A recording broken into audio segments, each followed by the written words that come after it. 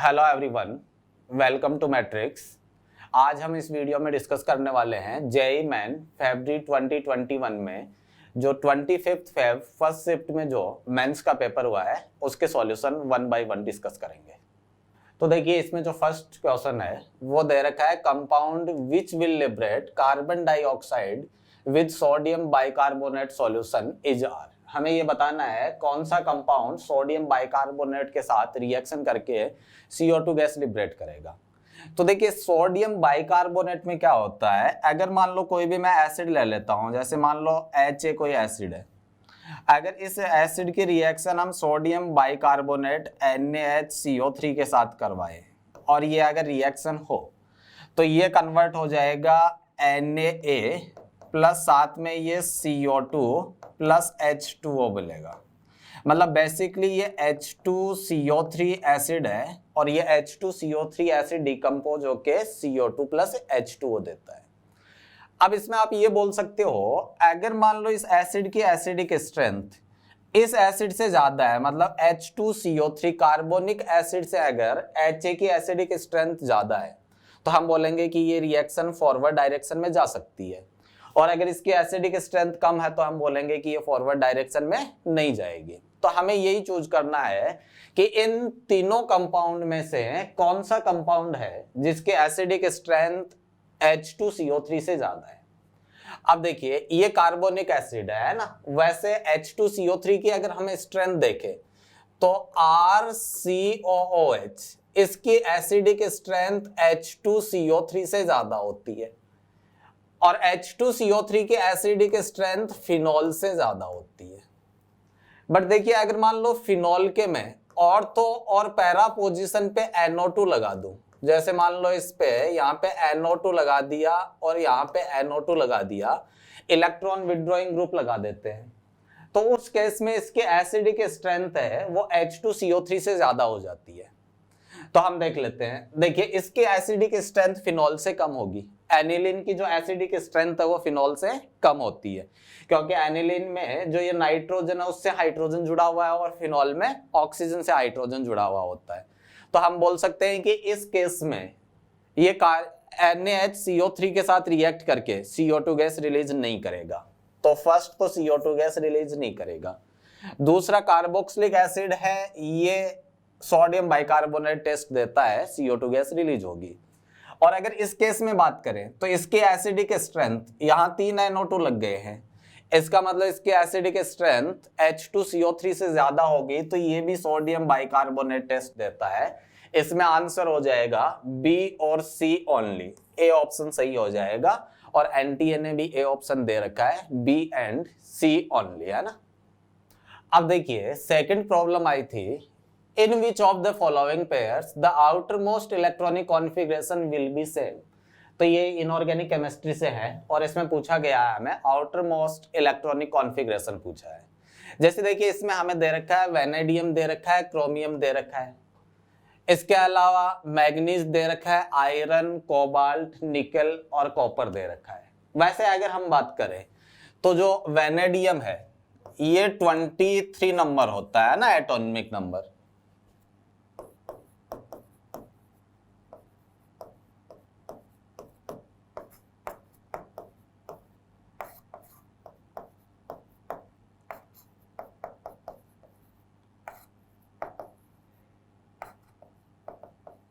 ये इनके atomic number होते हैं ना, वैनेडियम से हैं जिंक तक हमने एटॉमिक नंबर लिख लिए कि vanadium, chromium, manganese, iron, cobalt, निकल और कॉपर और जिंक। अब हमें देखिए दे रखा है V2+, तो V2+ में टोटल इलेक्ट्रॉन है वो 21 हो जाएंगे, है ना। 2 इलेक्ट्रॉन यहां से हटा देंगे, 21 हो जाएंगे। वैसे अगर हम वैनेडियम की बात करें तो वैनेडियम का इलेक्ट्रॉनिक कॉन्फ़िगरेशन होगा AR, इसके बाद में 3D और 4s में 2 इलेक्ट्रॉन होते हैं, इसमें 3 इलेक्ट्रॉन होते हैं। इलेक्ट्रॉन जो हटाने हैं वो हमें 4s से हटाने हैं, तो V2+ इसका इलेक्ट्रॉनिक कॉन्फ़िगरेशन ये हो गया।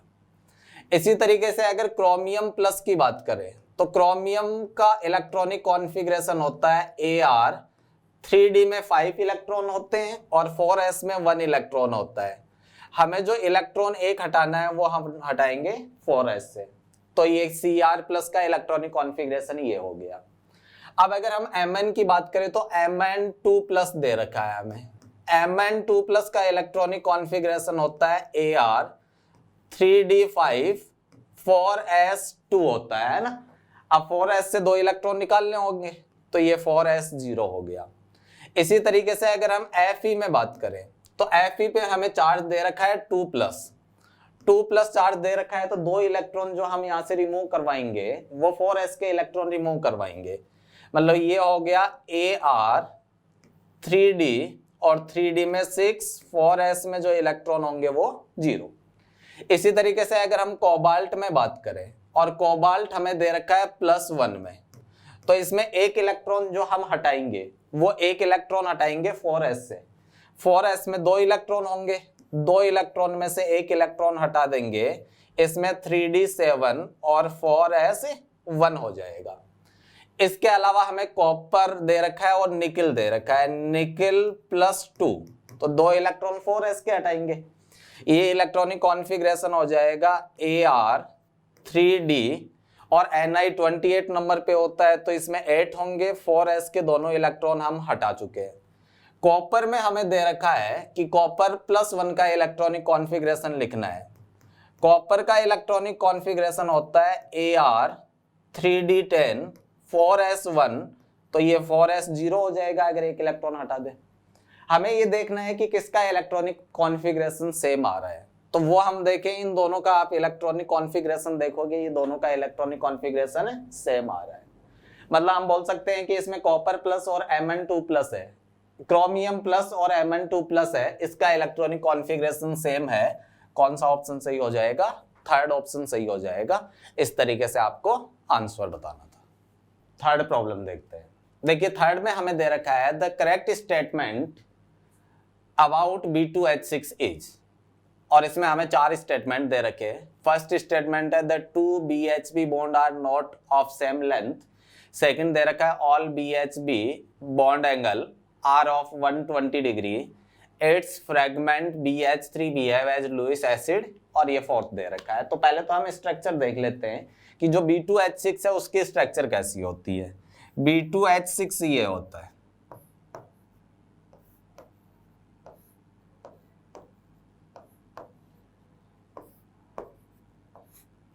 इसमें ये वाला जो बॉन्ड बनता है उस बॉन्ड को 2 इलेक्ट्रॉन 3 सेंटर बॉन्ड बोलते हैं, है ना। ये 2 इलेक्ट्रॉन 3 सेंटर बॉन्ड बनते हैं कुछ बॉन्ड, है ना। अगर इसमें हम बॉन्ड एंगल की बात करें तो इसमें बॉन्ड एंगल होता है, ये जो बॉन्ड एंगल होता है वो 120 डिग्री का होता है।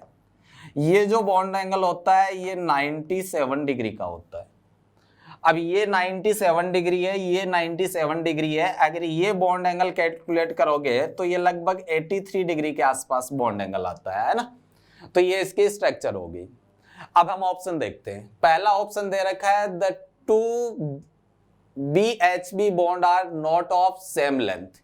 इसमें बोला गया है कि ये दोनों जो बॉन्ड है BHB बॉन्ड, मतलब ये दोनों बॉन्ड है वो सेम लेंथ के नहीं है। इन दोनों में अगर हम बॉन्डिंग पैटर्न देखें तो दोनों में बॉन्डिंग पैटर्न सेम है। भाई ये भी 2 इलेक्ट्रॉन 3 सेंटर है, ये भी 2 इलेक्ट्रॉन 3 सेंटर बॉन्ड है। इसका मतलब ये दोनों बॉन्ड की बॉन्ड लेंथ इक्वल होगी फिर। तो फर्स्ट ऑप्शन तो सही नहीं है ना, कि ये दोनों बॉन्ड की जो बॉन्ड लेंथ है वो सेम होनी चाहिए, और इसमें दे रखा है bond are not of same length, तो फर्स्ट ऑप्शन गलत हो गया। सेकंड ऑप्शन देखते हैं। All BHB angle are of 120 degree. All BHB angle are 120 degree.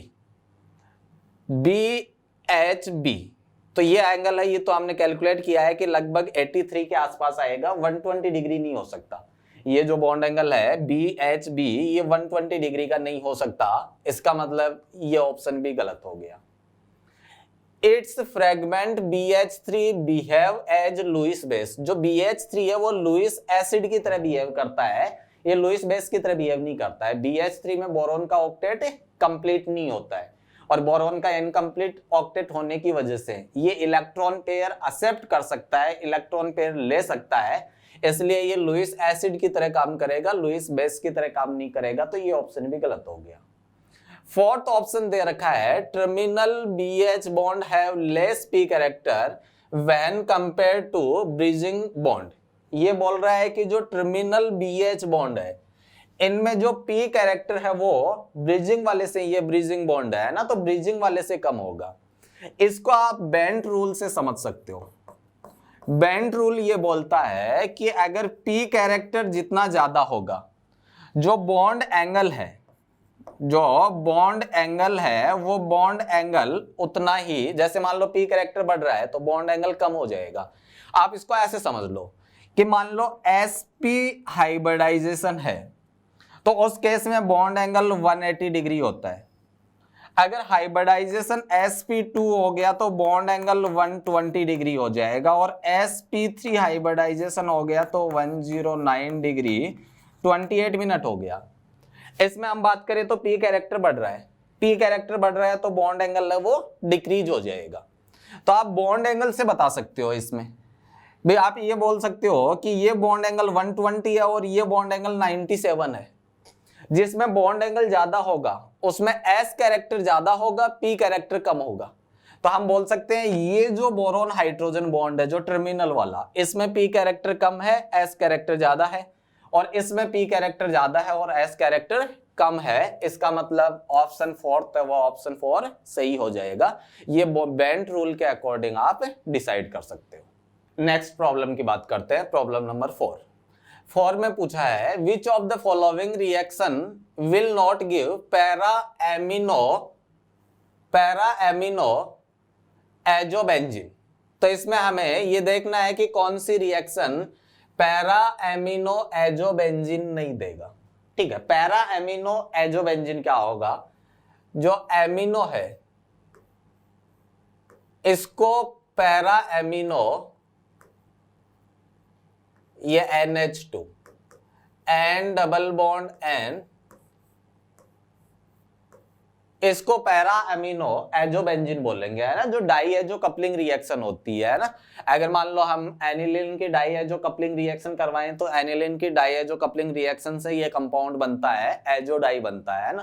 तो आपसे ये पूछा गया है कि किस में ये डाई एजो कपलिंग रिएक्शन नहीं होगी या ये वाला जो कंपाउंड है वो फॉर्म नहीं होगा। तो पहली रिएक्शन देखते हैं। पहली रिएक्शन में क्या है, ये NO2 है वो SnHCl के साथ रिएक्ट करेगा और ये इसका रिडक्शन हो जाएगा। NO2 का रिडक्शन अगर हम एसिडिक मीडियम में करवाते हैं तो ये इसको NH2 में कन्वर्ट कर देता है। फिर ये देखिए जो NH2 है इसकी रिएक्शन हम करवा रहे हैं HNO2 के साथ, तो ये डाई एजोटाइजेशन रिएक्शन हो गई। डाई एजोटाइजेशन रिएक्शन में डाई एजोनियम आयन बनता है, ये आयन बनता है N2 प्लस, ये आयन बनता है। और अब अगर इसकी आगे रिएक्शन हम एनिलीन के साथ करवाएं तो ये डाई एजो कपलिंग रिएक्शन हो जाएगी। ये NH2 ये डाई एजो कपलिंग रिएक्शन होगी और इसमें जो प्रोडक्ट है वो फाइनल प्रोडक्ट ये बन जाएगा NH2 N double bond N और यहाँ पे ये बेंजीन लगी हुई है ना। तो इसका मतलब ये हो गया कि इसमें तो पैरा एमिनो एजोबेंजीन बन रहा है, इसमें पैरा एमिनो एजोबेंजीन बन रहा है। दूसरे में हम बात करें NO2 का, पहले NaBH4 के साथ रिडक्शन करवाएंगे और जो NO2 है उसका NaBH4 के साथ रिडक्शन नहीं होता है। NO2 का LiAlH4 तो रिडक्शन कर देता है बट NO2 का NaBH4 है वो रिडक्शन नहीं कर पाता है, तो ये रिएक्शन होगी नहीं। अगर ये रिएक्शन नहीं होगी तो आगे कोई रिएक्शन नहीं होगी, मतलब इस रिएक्शन में ये वाला कंपाउंड फॉर्म नहीं होगा। नेक्स्ट रिएक्शन देखिए, इस रिएक्शन में अगर हम बात करें तो ये तो इसकी सेकंड स्टेप ही दे रखी है भाई। पहले ये एनिलीन और एनिलीन की रिएक्शन HNO2 से करवाएंगे, ये इसमें डाई एजोनियम आयन बनेगा और उसकी रिएक्शन फिर एनिलीन से करवा के ये डाई एजो कपलिंग रिएक्शन करवा देंगे। इसका मतलब इसमें C ऑप्शन भी ठीक हो जाएगा। तो इसमें A और C ठीक है, मतलब इसमें जो आंसर अगर हम देखें कि किस में रिएक्शन नहीं होगी तो वो रिएक्शन B में नहीं होगी, मतलब 1 ऑप्शन करेक्ट हो जाएगा, B ओनली। इस तरीके से आपको डाई एजो कपलिंग रिएक्शन से ये बताना था। नेक्स्ट प्रॉब्लम नंबर 5 हमें दे रखी है, which of the following equation depict the oxidising nature of H2O2। H2O2 की हमें ऑक्सीडाइजिंग नेचर बतानी है कि किसमें H2O2 ऑक्सीडाइजिंग एजेंट की तरह काम कर रहा है। अगर मान लो H2O2 ऑक्सीडाइजिंग एजेंट की तरह काम करेगा तो साथ में जो स्पीसीज दे रखी होगी उसका फिर ऑक्सीडेशन होगा। तो आपके पास दो तरीके हैं, या तो आप ये देख लो कि H2O2 ऑक्सीडाइजिंग एजेंट की तरह अगर काम करेगा तो खुद का रिडक्शन करेगा, है ना, रिड्यूस इटसेल्फ हिमसेल्फ, तो वो खुद का तो रिडक्शन करेगा। और दूसरा आप ये बोल सकते हो कि सामने वाली जो स्पीसीज है उसका ऑक्सीडेशन करेगा। तो किसी के बेसिस पे भी आप बात कर सकते हो। जैसे इसमें देखें तो ये देखिए आयोडीन जो है, इस आयोडीन का जो ऑक्सीडेशन नंबर है वो ऑक्सीडेशन नंबर +7 है ना। ऑक्सीडेशन नंबर अगर हम कैलकुलेट करें तो ऑक्सीडेशन नंबर यहाँ आयोडीन का +7 है और यहाँ पे ऑक्सीडेशन नंबर आयोडीन का +5 है।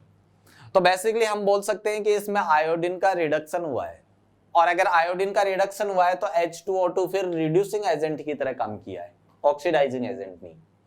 ऐसे ही अगर सेकंड रिएक्शन में देखें तो यहाँ आयोडीन की ऑक्सीडेशन स्टेट -1 है और यहाँ आयोडीन की ऑक्सीडेशन स्टेट कितनी दे रखी है, हमें 0 दे रखी है।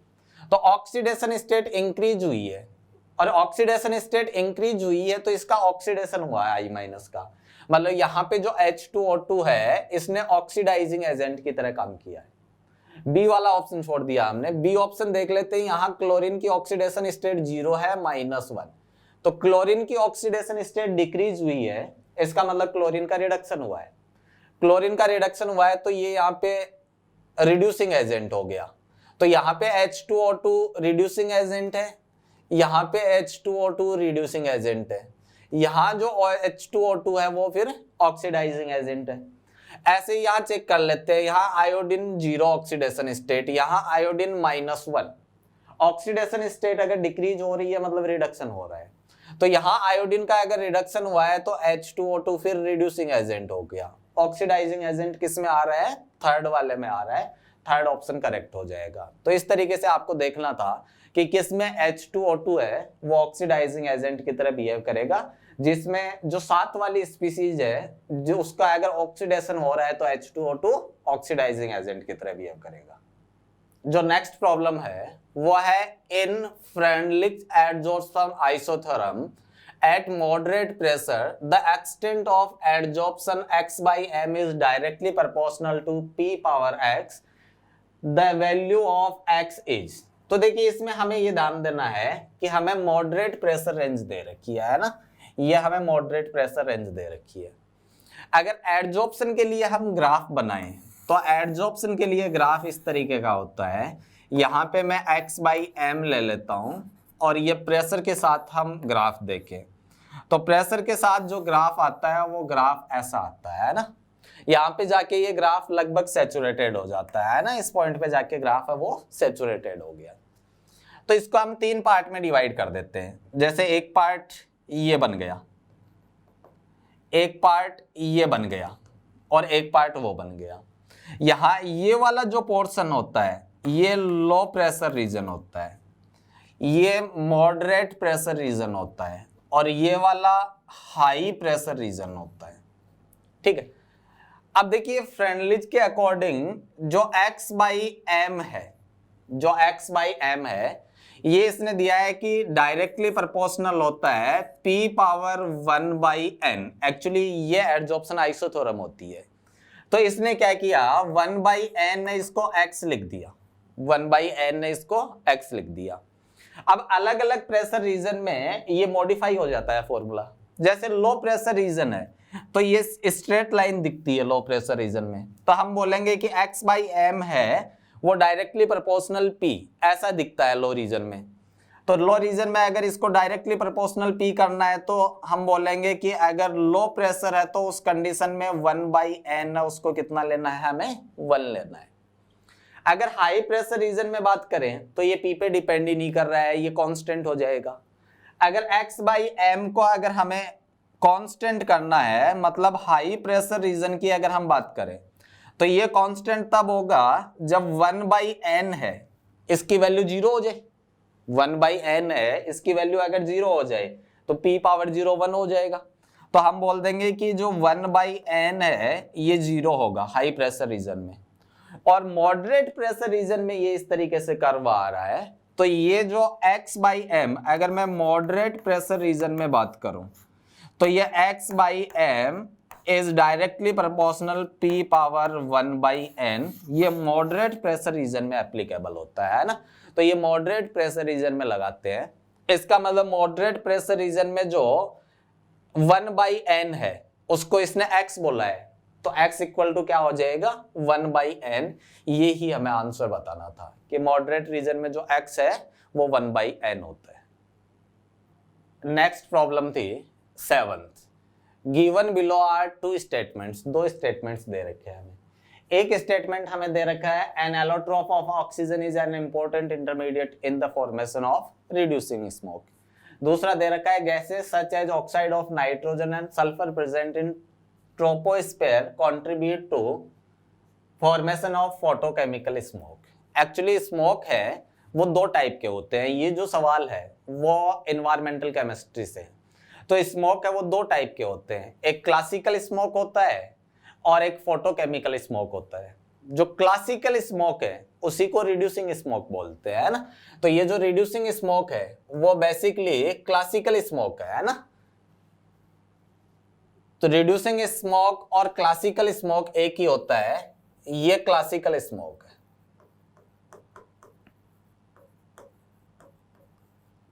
ठीक है, तो दो तरीके के स्मोक होते हैं, क्लासिकल हो गया और एक फोटोकेमिकल हो गया। इसमें हमें बोला गया है कि N allotrope of oxygen, oxygen का जो एलोट्रोप है वो O3 होता है, ओजोन ऑक्सीजन का एलोट्रोप होता है। N important intermediate in the formation of classical smoke या रिड्यूसिंग स्मोक। एक्चुअली जो ओजोन होता है वो फोटोकेमिकल स्मोक बनने के लिए एक इंटरमीडिएट होता है ना, इंपॉर्टेंट इंटरमीडिएट होता है जो ओजोन है। वो जब फोटोकेमिकल स्मोक बनता है तो उसमें एक इंटरमीडिएट बनता है, वो ओजोन है। तो हम बोलेंगे कि एक्चुअली जो ऑक्सीजन का एलोट्रोप ओजोन है वो इंटरमीडिएट, इंपॉर्टेंट इंटरमीडिएट होता है formation of photochemical smoke, not classical smoke. तो जो फर्स्ट स्टेटमेंट है वो स्टेटमेंट 1 हो गया रॉन्ग। दूसरा हमें दे रखा है फोटोकेमिकल स्मोक। तो जो फोटोकेमिकल स्मोक में जो मेन कंट्रीब्यूशन होता है वो मेन कंट्रीब्यूशन एक तो हाइड्रोकार्बन का होता है और प्लस नाइट्रोजन ऑक्साइड। नाइट्रोजन का जो ऑक्साइड होता है, नाइट्रोजन ऑक्साइड है ना, ये दो कंपोनेंट मिलके जो फोटोकेमिकल स्मोक है वो बनाते हैं। अब हमें इसमें दे रखा है gases such as oxide of nitrogen and sulphur present in troposphere contribute to formation of photochemical smoke. तो नाइट्रोजन का ऑक्साइड है वो तो ठीक है, बट सल्फर वाला जो ऑक्साइड है वो इसमें पार्टिसिपेट नहीं करता है, ये इसका कंपोनेंट नहीं होता है। तो ये स्टेटमेंट भी फिर रॉन्ग स्टेटमेंट हो गया है ना, स्टेटमेंट 2 भी गलत स्टेटमेंट हो गया। दोनों स्टेटमेंट गलत है। Statement 1 and statement 2 are false. इसमें ऑप्शन 3 करेक्ट हो जाएगा। तो ये फोटोकेमिकल और जो दूसरा क्लासिकल स्मोक है वहां से सवाल आया था। नेक्स्ट प्रॉब्लम थी, ये पॉलीमर से सवाल आया था। Which statement is correct. तो पॉलीमर में हमें ये देखना था कि कौन से स्टेटमेंट इसमें से करेक्ट है। पहला दे रखा है ब्यूना एस। ब्यूना एस का मतलब होता है, बीयू का मतलब होता है ब्यूटाडाइइन, एन का मतलब सोडियम की प्रेजेंस में और एस का मतलब स्टाइरिन। तो इसमें दो मोनोमर यूनिट होती है, एक तो ब्यूटाडाइइन होती है, ये ब्यूटाडाइइन बना दिया हमने, ब्यूटाडाइइन, ठीक। और एक स्टाइरिन, स्टाइरिन ये स्टाइरिन हो गया है ना। तो ये दो मोनोमर यूनिट होती है, एक ब्यूटाडाइइन होती है और एक स्टाइरिन होती है। फर्स्ट इसकी प्रॉपर्टी से रिलेटेड है। फर्स्ट स्टेटमेंट बोला है कि Buena S is a synthetic and linear thermosetting polymer. तो ये सिंथेटिक तो होता है, ये बात तो ठीक है, ये सिंथेटिक होता है, नेचुरल नहीं होता है, बट ये थर्मोसेटिंग नहीं होता है, ये इलास्टोमर होता है। तो जो ब्यूना एस है वो इलास्टोमर की कैटेगरी में आता है, थर्मोसेटिंग कैटेगरी में नहीं आता है। इसलिए जो स्टेटमेंट 1 है वो स्टेटमेंट 1 हो गया इसमें wrong. Neoprene, neoprene is an addition copolymer used in plastic bucket manufacturing. जो नियोप्रीन है वो रबर होता है ना, नियोप्रीन, जिसमें जो मोनोमर यूनिट होती है वो आइसोप्रीन मोनोमर यूनिट होती है ना। जो नियोप्रीन की मोनोमर यूनिट है वो आइसोप्रीन मोनोमर यूनिट होती है, और नियोप्रीन में सिर्फ एक ही मोनोमर यूनिट होती है, वो है आइसोप्रीन। अगर एक ही टाइप की मोनोमर यूनिट है तो फिर उसको हम होमोपॉलीमर बोलेंगे, कोपॉलीमर नहीं बोलेंगे। कोपॉलीमर वो होते हैं जिसमें एक से ज्यादा टाइप की मोनोमर यूनिट हो। इसका मतलब फिर ये स्टेटमेंट भी गलत हो गया कि नियोप्रीन है वो कोपॉलीमर ना हो के नियोप्रीन है होमोपॉलीमर है। नेक्स्ट थर्ड हमें दे रखा है synthesis of Buena S need nascent oxygen. अगर इसमें हम बात करें तो इसका सिंथेसिस फ्री रेडिकल मैकेनिज्म से होता है, और फ्री रेडिकल मैकेनिज्म है उसके लिए हमें फ्री रेडिकल की जरूरत पड़ती है। जैसे हम कोई पेरोक्साइड यूज कर लेते हैं, जनरली R2O2 यूज कर लेते हैं, तो पेरोक्साइड यूज करते हैं इस प्रोसेस में, है ना। पहले फ्री रेडिकल जनरेट करते हैं, फ्री रेडिकल मैकेनिज्म से प्रोसेस आगे होती है। अब देखिए इसमें आप नेसेंट ऑक्सीजन भी यूज कर सकते हो फ्री रेडिकल में। जैसे फ्री रेडिकल में क्या होता है, ये RO फ्री रेडिकल बना है, R2O2 से RO फ्री रेडिकल बना है, तो इसमें ऑक्सीजन है वो इलेक्ट्रॉन डेफिशिएंट है। वैसे नेसेंट ऑक्सीजन होता है, तो नेसेंट ऑक्सीजन में भी ऑक्सीजन के पास सिर्फ 6 इलेक्ट्रॉन होता है, वो भी इलेक्ट्रॉन डेफिशिएंट होता है। तो जो नेसेंट ऑक्सीजन है वो भी वही काम करता है जो फ्री रेडिकल काम करता है। तो ये वाला स्टेटमेंट फिर ठीक हो गया कि जो ब्यूना एस है उसके सिंथेसिस में नेसेंट ऑक्सीजन यूज करते हैं हम, या कोई भी पेरोक्साइड भी यूज कर सकते हैं, है ना, दोनों ही चीज ठीक है। फोर्थ ऑप्शन देखते हैं, Buna N is a natural polymer. ये नेचुरल पॉलीमर नहीं होता है, ये सिंथेटिक पॉलीमर होता है, इसको सिंथेसाइज करना पड़ता है, इसलिए फोर्थ स्टेटमेंट इसमें रॉन्ग स्टेटमेंट हो गया। तो ये इनकी प्रॉपर्टी पे बेस्ड है, पॉलीमर है उनकी प्रॉपर्टी पे बेस्ड है। कुछ क्लासिफिकेशन के बेस्ट सवाल पूछ लिए इसने, जैसे क्लासिफिकेशन होमोपॉलीमर, कोपॉलीमर, या हम जो स्ट्रेंथ है इंटरमोलिकुलर अट्रैक्शन फोर्स है उसके स्ट्रेंथ के बेसिस पे हम डिफाइन करते हैं इलास्टोमर, फाइबर और प्लास्टिक। प्लास्टिक में दो होते हैं, थर्मोसेटिंग और थर्मोप्लास्टिक, है ना, तो उसके बेसिस पे है। और इसकी मैकेनिज्म बेस्ड पे, मतलब पॉलीमराइजेशन जो मैकेनिज्म है उस पे बेस्ड भी हमसे सवाल पूछ लिया है ना। तो सारी चीजें कंबाइन करके ये एक बढ़िया इसमें सवाल बनाया गया है। नेक्स्ट प्रॉब्लम हमें दे रखी है, according to molecular orbital theory the species among the following that does not exist is. हमें MOT से ये बताना है कि कौन सी स्पीशीज है जो एग्जिस्ट नहीं करेगी। तो MOT के अकॉर्डिंग हम बोलते हैं, अगर मान लो किसी का बॉन्ड ऑर्डर, किसी स्पीशीज का बॉन्ड ऑर्डर अगर 0 हो जाए तो वो स्पीशीज फिर एग्जिस्ट नहीं करेगी।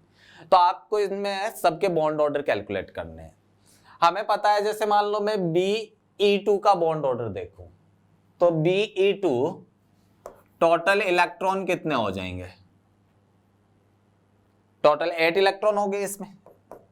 और अगर मैं इसका इलेक्ट्रॉनिक कॉन्फ़िगरेशन लिखूं तो इलेक्ट्रॉनिक कॉन्फ़िगरेशन होगा sigma 1s2 sigma star 1s2 sigma 2s2 sigma star 2s2, total 8 electron आ गए।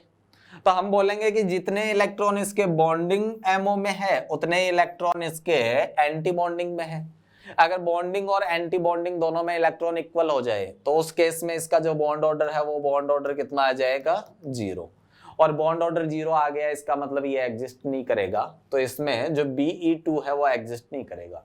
और सबका हम इलेक्ट्रॉनिक कॉन्फ़िगरेशन अगर लिख के देखेंगे तो उन सब में बॉन्ड ऑर्डर 0 नहीं होगा, है ना, 0 से कुछ ज्यादा बॉन्ड ऑर्डर आएगा। और अगर bond order is greater than 0 है, इसका मतलब वो स्पीशीज फिर एग्जिस्ट करेगा।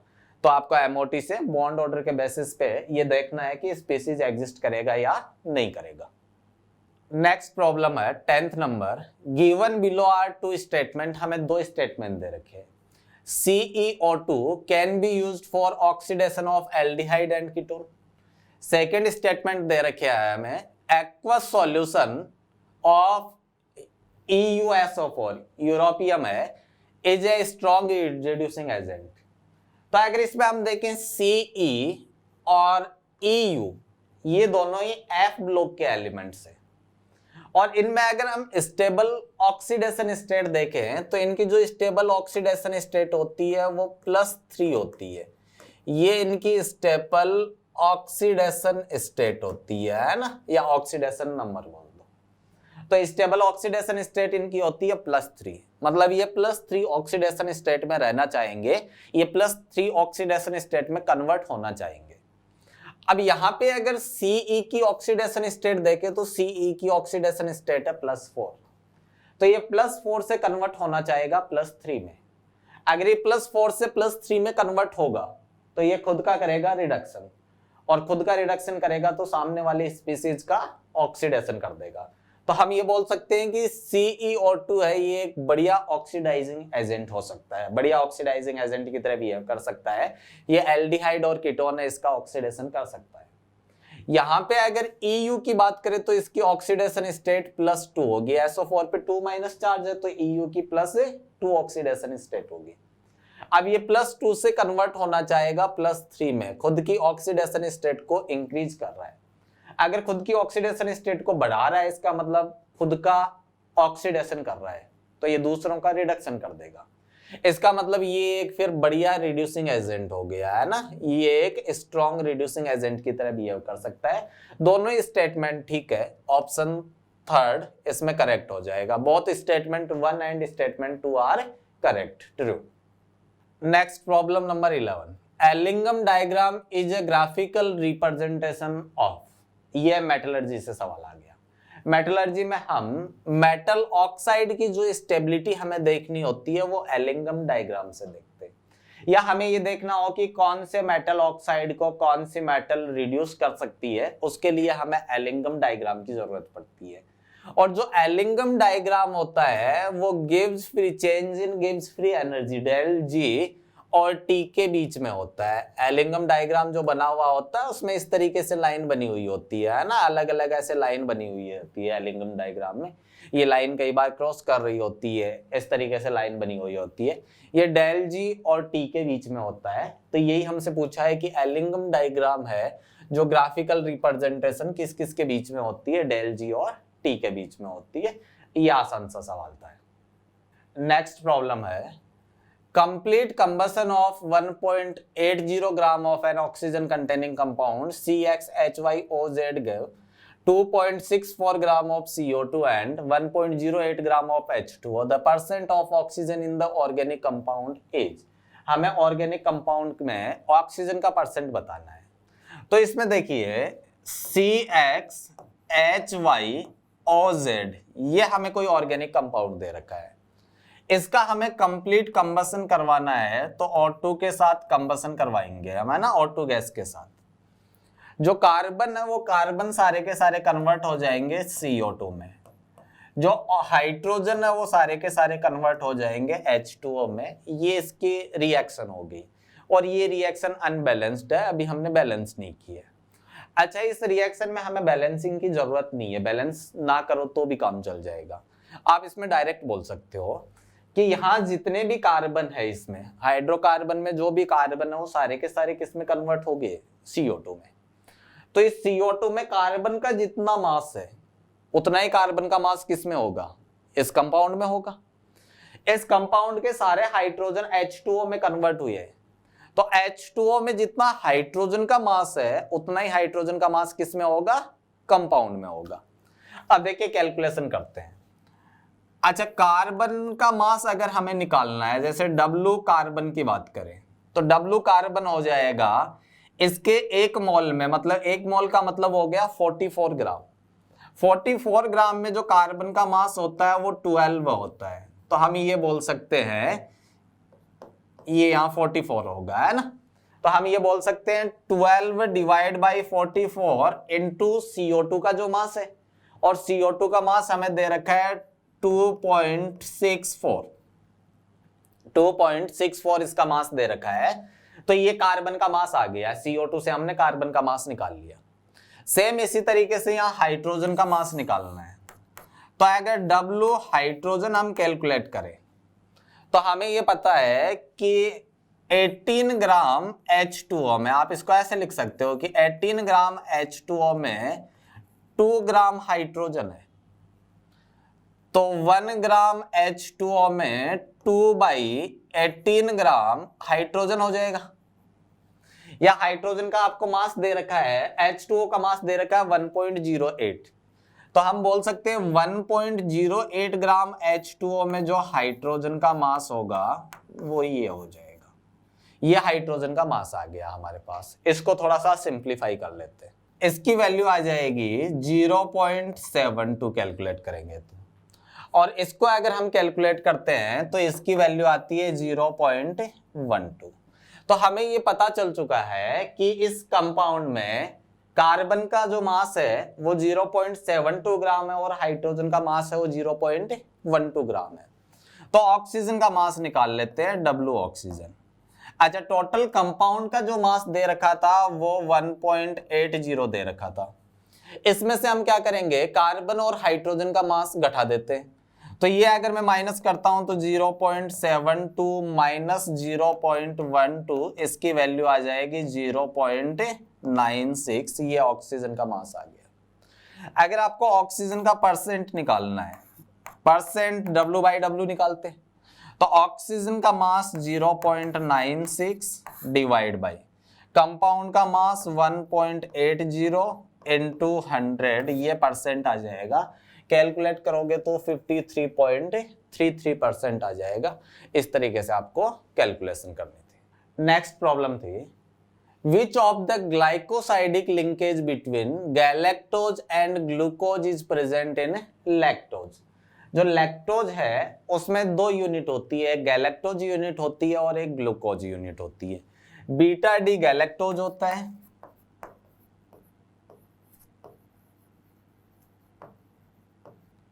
प्लस बीटा डी ग्लूकोज होता है।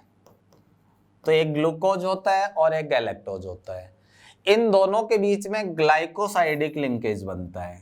अब ग्लाइकोसाइडिक लिंकेज है वो C1C4, इसको बीटा ग्लाइकोसाइडिक लिंकेज भी बोलते हैं क्योंकि दोनों बीटा है ना। तो C1C4, जिसमें जो C1 होता है वो गैलेक्टोज का होता है और जो C4 होता है वो किसका होता है, ग्लूकोज का होता है। मतलब ग्लूकोज का C4 कार्बन और गैलेक्टोज का जो C1 कार्बन है, इनके बीच में ग्लाइकोसाइडिक लिंकेज बनता है। इसका मतलब इसमें आंसर आ जाएगा C1 of galactose and C4 of glucose. Next problem है, Which one of the following reaction will not form acetaldehyde? एसिटैल्डिहाइड होता है CH3CHO। तो कौन सी रिएक्शन है जिसमें CH3CHO नहीं बनेगा, ये हमसे पूछा गया है। तो देखिए इसमें CH3CN का डाइबल H के साथ रिडक्शन करवा रहे हैं, है ना, और लास्ट में उसको हाइड्रोलाइज करवा देते हैं H2O से। जो डाइबल H है वो साइनाइड को CHO में कन्वर्ट करता है। डाइबल H है वो साइनाइड को किस में कन्वर्ट करता है, CHO में कन्वर्ट करता है। इसका मतलब इस रिएक्शन में एसिटैल्डिहाइड बनेगा, है ना। इसी तरीके से सेकंड में alcohol, 1 degree alcohol, 1 degree alcohol का ऑक्सीडेशन करवा रहे हैं, स्ट्रॉन्ग ऑक्सीडाइजिंग एजेंट CrO3H+। तो CrO3H+ strong oxidising agent 1 degree alcohol है, इसको एसिड में कन्वर्ट कर देता है CH3COH। तो इसमें एसिटैल्डिहाइड नहीं बन रहा है, इसमें एसिटैल्डिहाइड बना है। नेक्स्ट कॉपर, कॉपर से हम ऑक्सीडेशन करवा रहे हैं 1 डिग्री एल्कोहल। तो 1 डिग्री एल्कोहल में जो कॉपर है वो डीहाइड्रोजनेशन रिएक्शन होती है, मतलब H2 का रिमूवल। डीहाइड्रोजनेशन का मतलब हो गया हाइड्रोजनेशन की रिवर्स रिएक्शन, उल्टी रिएक्शन, है ना। डी लगा दिया, डीहाइड्रोजनेशन। हाइड्रोजनेशन होता है H2 का एडिशन, तो डीहाइड्रोजनेशन हो गया H2 का रिमूवल। एक हाइड्रोजन यहां से रिमूव होगा, एक हाइड्रोजन यहां से रिमूव होगा, दोनों की एक एक वैलेंसी फ्री होगी, डबल बॉन्ड बन जाएगा, मतलब ये बन गया CH3CHO। इसमें एसिटैल्डिहाइड बन रहा है। ये रिएक्शन NCERT में दे रखी है, CH2 डबल बॉन्ड CH2। इसके रिएक्शन O2 और अगर PD सेकंड आप कैटलिस्ट यूज कर रहे हो तो ये कन्वर्ट हो जाता है CH3। ये एसिटैल्डिहाइड की फॉर्मेशन की रिएक्शन होती है ना, एल्डिहाइड फॉर्मेशन रिएक्शन होती है। तो इन 3 रिएक्शन में एल्डिहाइड बन रहा है, इसमें एसिटैल्डिहाइड नहीं बन रहा है, इसलिए कौन सा ऑप्शन हो जाएगा, सेकंड ऑप्शन हो जाएगा। नेक्स्ट प्रॉब्लम है identify A and be in chemical reaction. तो इस केमिकल रिएक्शन में हमें ए और बी आइडेंटिफाई करना है। फर्स्ट रिएक्शन दे रखी है, इसकी रिएक्शन HCl के साथ करवा रहे हैं। तो देखिए अगर इसकी रिएक्शन हम HCl के साथ करवाए, ये डबल बॉन्ड है OCH3 और यहाँ NO2। तो पहले तो HCl में जो H प्लस है वो इस डबल बॉन्ड पे अटैक करेगा, यहां से Cl माइनस रिमूव होगा। ठीक, अब H प्लस अटैक करेगा तो हमें ये देखना होगा कि कौन से कार्बन पे पॉजिटिव चार्ज ज्यादा स्टेबल हो सकता है, वो कार्बोकेटाइन बनाना है। इसमें हम कार्बोकेटाइन ये बना देंगे। इसमें ये OCH3 यहाँ पॉजिटिव चार्ज और यहाँ पे NO2। एक्चुअली अगर आप कार्बोकेटाइन यहां बनाते तो NO2 का माइनस आई इफेक्ट लगता, और यहाँ पे माइनस आई इफेक्ट OCH3 का है। NO2 का माइनस आई इफेक्ट ज्यादा पावरफुल होता है, इसलिए हम बोलेंगे कि यहाँ पे कार्बोकेटाइन अनस्टेबल होगा, यहाँ पे कार्बोकेटाइन इसके कंपैरिजन में स्टेबल होगा, है ना। तो कार्बोकेटाइन यहाँ पे बन गया।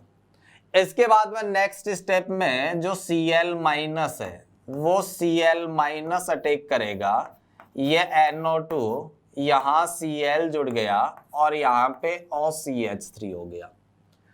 अगली रिएक्शन में ये एक कंपाउंड बन गया, है ना, ये कंपाउंड A बन गया। नेक्स्ट रिएक्शन में NaI एसीटोन दे रखा है, NaI और साथ में एसीटोन दे रखा है। तो ये फ्रैंकलस्टीन रिएक्शन हो गई, है ना। और ये SN2 रिएक्शन होती है फ्रैंकलस्टीन रिएक्शन में, जिसमें हैलाइड एक्सचेंज होता है। ये जो क्लोरीन है वो आयोडीन से रिप्लेस हो जाता है, तो ये जो क्लोरीन है इसको हम आयोडीन से रिप्लेस कर देंगे। ये कन्वर्ट हो गया OCH3, ये I बन गया और ये NO2 बन गया, ये कंपाउंड हो गया B। तो देखिए बेसिकली इसमें यहाँ पे Cl जुड़ रहा है A में और यहाँ पे हाइड्रोजन जुड़ रहा है, और जो B है उसमें ये जो Cl है वो रिप्लेस हो रहा है आयोडीन से। ये A कंपाउंड दे रखा है और B कंपाउंड ये दे रखा है, ये नहीं होगा, है ना। A तो ठीक है बट B इसमें ये वाला कंपाउंड नहीं है ना। जैसे B ऑप्शन में दे रखा है, यहाँ पे Cl जोड़ रखा है तो ये A कंपाउंड नहीं होगा, है ना। A में जो क्लोरीन है वो यहाँ जुड़ा है और B कंपाउंड भी ये नहीं होगा, है ना। इसी तरीके से अगर हम C और थर्ड और फोर्थ ऑप्शन देखें तो देखिए थर्ड ऑप्शन में इसमें जो A है ये ठीक है, क्लोरीन यहाँ जुड़ा हुआ है, और इसमें जो B ऑप्शन है वो B ऑप्शन भी ठीक है। इसका मतलब इसमें आंसर कौन सा हो जाएगा, थर्ड ऑप्शन इसमें करेक्ट हो जाएगा। नेक्स्ट प्रॉब्लम है problem number 16, the major product of the following chemical reaction. इसमें हमें मेजर प्रोडक्ट बताना है। ये सिक्वेंशियल रिएक्शन दे रखी है जिसमें साइनाइड की पहले हमें हाइड्रोलिसिस करवाना है। साइनाइड का अगर हम हाइड्रोलिसिस करवाते हैं तो कार्बोक्सिलिक एसिड बनता है। सेकंड स्टेप में हमें SOCl2 के साथ रिएक्शन करवानी है। अगर हम कार्बोक्सिलिक एसिड की SOCl2 के साथ रिएक्शन करवाते हैं तो एसिड क्लोराइड बनता है, और फिर एसिड क्लोराइड का पार्शियल रिडक्शन करवाना है PDBSO4/H2 के साथ। अगर आप एसिड क्लोराइड का पार्शियल रिडक्शन करवाते हो तो इसमें एल्डिहाइड प्रोडक्ट बनता है। तो देखिए इसमें प्रोडक्ट बना लेते हैं। पहले जो CH3 CH2 CN है, इसका फर्स्ट स्टेप में हम हाइड्रोलिसिस करवा रहे हैं H3O+ की प्रेजेंस में।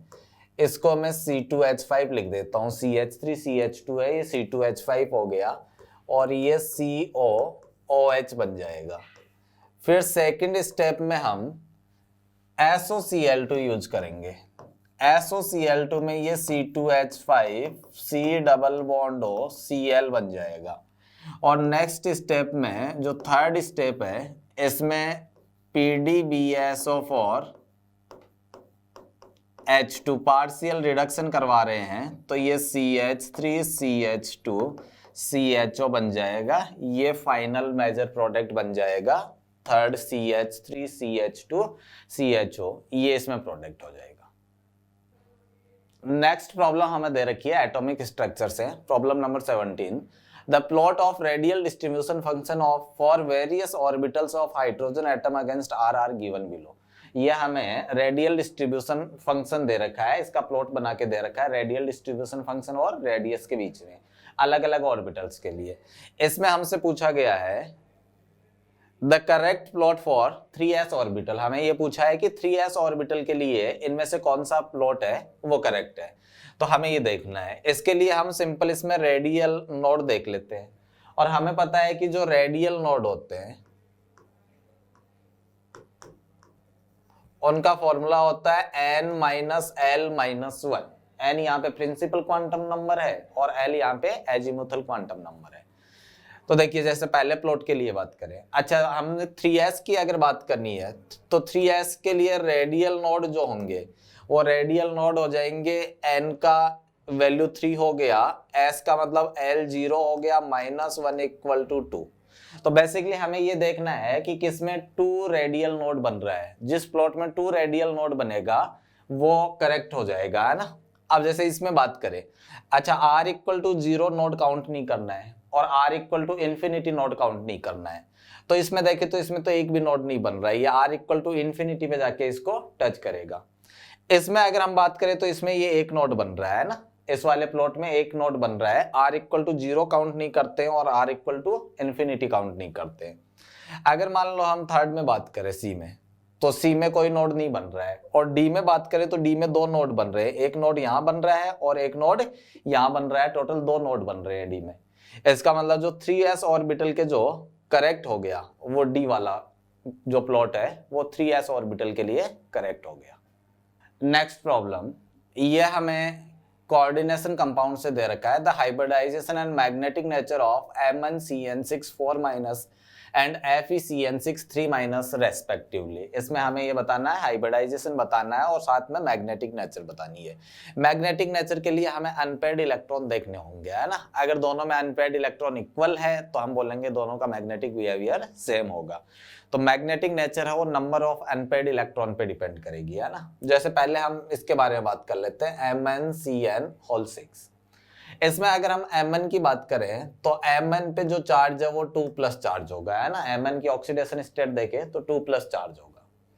अब अगर इसके लिए हम इलेक्ट्रॉनिक कॉन्फ़िगरेशन की बात करें Mn2+ के लिए, तो Mn2+ का इलेक्ट्रॉनिक कॉन्फ़िगरेशन होगा Ar, इसके बाद में 3d।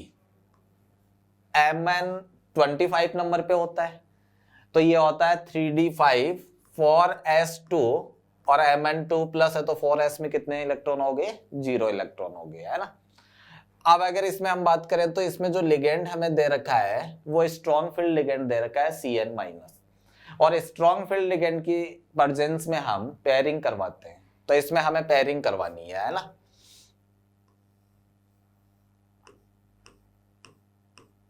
ये 3d है, ये 4s है, ये 4p है, ठीक है। टोटल इलेक्ट्रॉन है हमारे पास 3d में 5 इलेक्ट्रॉन, और हमें पेयरिंग करवानी है तो 2 इलेक्ट्रॉन इसमें हो गए, 2 इसमें हो गए और 1 इलेक्ट्रॉन इसमें हो गया। टोटल लिगेंड है वो 6 लिगेंड है, तो ये यहां से लेके यहां तक हम हाइब्रिडाइज करवा देंगे, और इसका जो हाइब्रिडाइजेशन आ गया वो आ गया D2sp3। और नंबर ऑफ अनपेयर्ड इलेक्ट्रॉन अगर हम देखें तो इसमें नंबर ऑफ अनपेयर्ड इलेक्ट्रॉन हो जाएगा 1। इसी तरीके से सेम अगर हम इसमें बात करें तो इसमें आयरन की ऑक्सीडेशन स्टेट होगी +3, और इसका इलेक्ट्रॉनिक कॉन्फ़िगरेशन हो जाएगा Ar 3d5 4s0। इसमें भी स्ट्रॉन्ग फील्ड लिगेंड है और इलेक्ट्रॉनिक कॉन्फ़िगरेशन दोनों का सेम है, इसका मतलब दोनों का हाइब्रिडाइजेशन भी सेम हो जाएगा और दोनों में नंबर ऑफ अनपेयर्ड इलेक्ट्रॉन भी सेम हो जाएंगे। तो दोनों का हाइब्रिडाइजेशन है वो D2sp3 हो गया, और दोनों में अगर एक इलेक्ट्रॉन अनपेयर्ड है तो ये फिर पैरामैग्नेटिक हो गया। सेकंड ऑप्शन इसमें करेक्ट ऑप्शन हो जाएगा। नेक्स्ट प्रॉब्लम है आयनिक इक्विलिब्रियम से सॉल्युबिलिटी एंड सॉल्युबिलिटी प्रोडक्ट से। इसमें हमें दे रखा है the solubility of AgCN in a buffer solution of pH 3 is x। कोई एक बफर सॉल्यूशन है जिसकी pH दे रखी है 3, जिसमें AgCN की जो सॉल्युबिलिटी है वो x सॉल्युबिलिटी है। हमें x की वैल्यू बताना है और इसमें एजम्पशन दे रखा है। एजम्पशन एक फर्स्ट दे रखा है no cyano complex is formed कोई साइनो कॉम्प्लेक्स नहीं फॉर्म हो रहा है, KsP दे रखा है और Ka दे रखा है HCN का। तो देखिए इसमें जो AgCN है, अगर हम AgCN को डिजॉल्व करेंगे तो ये कन्वर्ट होगा Ag प्लस एक्वस प्लस साथ में Cn माइनस एक्वस। अगर मैं इसकी सॉल्युबिलिटी x जो हमें दे रखी है तो ये ले लेते हैं कि इसकी सॉल्युबिलिटी x मोल पर लीटर है, तो T इक्वल टू इक्विलिब्रियम पे इसकी सांद्रता x होगी और इसकी कंसंट्रेशन भी x हो जाएगी, है ना। तो इस तरीके से हमने कि T इक्वल टू इक्विलिब्रियम की कंडीशन लिख ली। अब देखिए जो Cn माइनस है वो वीक एसिड का कॉन्जुगेट है, और वीक एसिड का कॉन्जुगेट है तो ये फर्दर H प्लस के साथ रिएक्ट कर सकता है, और हमें एसिडिक बफर दे रखा है ना जिसकी pH 3 है, तो जो सॉल्यूशन हमारा है वो सॉल्यूशन एसिडिक है। तो Cn माइनस H प्लस के साथ रिएक्ट करके ये HCN में कन्वर्ट हो जाएगा। अब इसमें अगर हम T इक्वल टू 0 की बात करें तो Cn माइनस की वैल्यू है x। T इक्वल टू अगर इक्विलिब्रियम की बात करें तो ये हो जाएगा x माइनस y। ये तो बफर सॉल्यूशन है, तो बफर सॉल्यूशन में जो H प्लस आयन की कंसंट्रेशन है वो चेंज नहीं होगी, तो ये टेंस टू पावर -3 लिख देते हैं, क्योंकि बफर की pH हमें 3 दे रखी है, इसकी जो कंसंट्रेशन है वो टेंस टू पावर -3 हो जाएगी, और इसकी वैल्यू हो गई y। यहां से आप ये लिख सकते हो कि इसका जो इक्विलिब्रियम कांस्टेंट Ksp दे रखा है, और Ksp है 2 इंटू टेंस टू पावर -16, ये इक्वल टू हो जाएगा Ag प्लस की कंसंट्रेशन इंटू Cn माइनस की कंसंट्रेशन। अब थोड़ा सा ध्यान ये देना है कि Cn माइनस की अगर मैं इक्विलिब्रियम पे कंसंट्रेशन की बात करूं तो y कंसंट्रेशन कंज्यूम हुई है, तो यहाँ पे ये करेक्शन जरूर करना होता है हमें, जब साइमल्टेनियस इक्विलिब्रिया होता है इस तरीके से तो ये करेक्शन करना होता है, x माइनस y लिख देता हूं। ये इक्वल टू हम लिख देंगे x into x minus y, equation 1 हो गई। यहां से अगर हमें इस रिएक्शन की बात करूं तो इस रिएक्शन का जो K इक्विलिब्रियम होगा वो 1/K होगा, जो HCN का जो आयनाइजेशन है उसकी रिवर्स रिएक्शन है, तो ये हो जाएगा 1/K, और K की वैल्यू हमें दे रखी है 6.2 into tens to power -10 equal to, ये हम लिख देंगे y divide by x minus y into tens to power -3, ये इक्वेशन नंबर 2 हो गई। अब इक्वेशन 1 और इक्वेशन 2 को मल्टीप्लाई कर देते हैं, इक्वेशन 1 और इक्वेशन 2 को मल्टीप्लाई कर देते हैं। यहां से हम ये लिख सकते हैं, ये आ गया 2.2 into tens to power -16 divide by 6.2 into tens to power -10 equal to, ये कैंसिल आउट हो जाएगा, ये x into y divide by tens to power -3।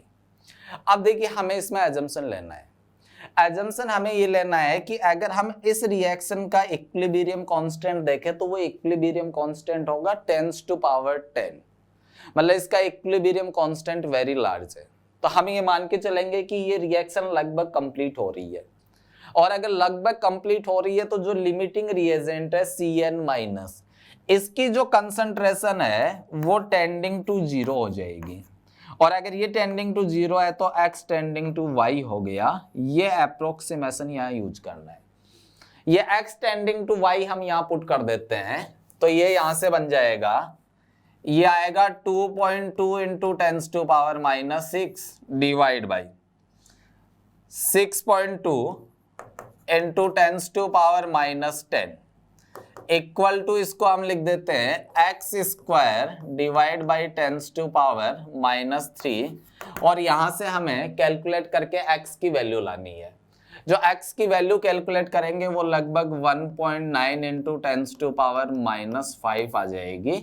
इसका मतलब इसमें जो करेक्ट ऑप्शन हो गया वो कौन सा ऑप्शन हो जाएगा, थर्ड ऑप्शन करेक्ट हो जाएगा। इस तरीके से कैलकुलेशन करना है। नेक्स्ट प्रॉब्लम है identify A in the given chemical reaction. इस केमिकल रिएक्शन में हमें मेजर प्रोडक्ट को आइडेंटिफाई करना है। तो देखिए इसमें ध्यान देने वाली बात ये है कि जो मोलिब्डेनम का जो ऑक्साइड होता है MO2O3 जो ऑक्साइड है, ये 773 केल्विन मतलब हाई टेम्परेचर और हाई प्रेशर पे ये साइक्लाइजेशन एजेंट की तरह भी काम करता है और एरोमेटाइजिंग एजेंट की तरह भी काम करता है। तो ये पहले तो क्या करेगा, इसका साइक्लाइजेशन कर देगा और ये 6 मेंबर रिंग बना देगा, 1 2 3 4 5 और 6 मेंबर रिंग बना देगा, इसका साइक्लाइजेशन कर देगा। ये इसका साइक्लाइजेशन हो गया और ये एक CH3 रह जाएगा, ये 6 कार्बन है, इससे रिंग बन जाएगी। और इसके बाद में ये एरोमेटाइजिंग एजेंट भी है तो इसको एरोमेटिक रिंग में कन्वर्ट कर देगा, ये इसमें कन्वर्ट हो जाएगा। मतलब इसमें जो फाइनल प्रोडक्ट है वो कौन सा आ जाएगा, सेकंड प्रोडक्ट आ जाएगा। ये साइक्लाइजिंग और एरोमेटाइजिंग एजेंट की तरह बिहेव करेगा, पहले साइक्लाइजेशन कर देगा और फिर उसका एरोमेटाइजेशन भी कर देगा। अब हम डिस्कशन करते हैं सेक्शन बी के बारे में, है ना, सेकंड सेक्शन जिसमें न्यूमेरिकल प्रॉब्लम दे रखी है उनके बारे में डिस्कशन करते हैं। तो देखिए सेक्शन बी में जो फर्स्ट प्रॉब्लम है वो दे रखी है, the reaction of cyanamide NH2CN, ये सॉलिड दे रखा है, with oxygen was run in a bomb calorimeter. Bomb calorimeter का मतलब हो गया कि इसमें जो वॉल्यूम है वो वॉल्यूम कांस्टेंट रहेगा, है ना, बॉम्ब कैलोरीमीटर में वॉल्यूम कांस्टेंट होता है। और हम ये लिखते हैं कि इसमें QV इक्वल टू हो जाएगा डेल U, है ना, इंटरनल एनर्जी में जो चेंज होगा उसके इक्वल होगा जो हीट का एक्सचेंज है वो। आगे हमें दे रखा है del U was found to be, ये डेल U की वैल्यू दे रखी है, the magnitude of del H 298 kelvin for the reaction, है ना, इस रिएक्शन के लिए हमें डेल H बताना है। तो किसी भी केमिकल रिएक्शन के लिए हम ये लिख सकते हैं कि del H equal to del U plus del Ng into RT, अगर इसमें कम से कम एक स्पीसीज गैसेस फॉर्म में होनी चाहिए। अब इस रिएक्शन के लिए अगर हम डेल Ng की वैल्यू देखें तो इसमें सिर्फ गैसियस स्पीसीज की बात करनी है। प्रोडक्ट साइड में जो स्टोइचोमेट्रिक कोएफिशिएंट है गैसियस स्पीसीज के वो 1 + 1 2 हो गए, है ना, और रिएक्टेंट साइड में 3/2 है तो 2 - 3/2। ये अगर हम कैलकुलेट करते हैं इससे तो ये हो जाएगा 1/2, ठीक। तो डेल Ng की वैल्यू इसमें 1/2 आ जाएगी। अब देखिए अगर हम डेल H कैलकुलेट करते हैं तो del H equal to del U, del U की वैल्यू हमें दे रखी है -742.24, और ये ध्यान रखना है कि ये किलो जूल में है वैल्यू, है ना, ये किलो जूल में यूज कर रहे हैं, प्लस डेल Ng का वैल्यू 0.5 है, इंटू R 8.314 इंटू 10⁻³ ले लेंगे तो ये R भी किस में हो जाएगा, किलो जूल में हो जाएगा, और इनको ऐड कर सकते हैं। टेम्परेचर हमें दे रखा है 298 केल्विन, तो यहां से हम डेल H कैलकुलेट कर सकते हैं और डेल H इक्वल टू आ जाएगा 741। यहां से जब कैलकुलेशन करेंगे तो डेल H इक्वल टू आएगा 741, इसका करेक्ट आंसर हो जाएगा 741। प्रॉब्लम नंबर 2, सेकंड प्रॉब्लम दे रखी है, in basic medium CrO4 2- oxidise S2O3 2- to form SO4 2- and itself change into CrOH 4-. The volume of 0.154 molar CrO4 2- required to react with 40 ml of 0.25 molar S2O3 2- is। हमें इसका volume बताना है कि complete reaction होने के लिए जो CrO4 2- है इसका कितना वॉल्यूम यूज होगा। तो पहले तो हम रिएक्शन लिख लेते हैं।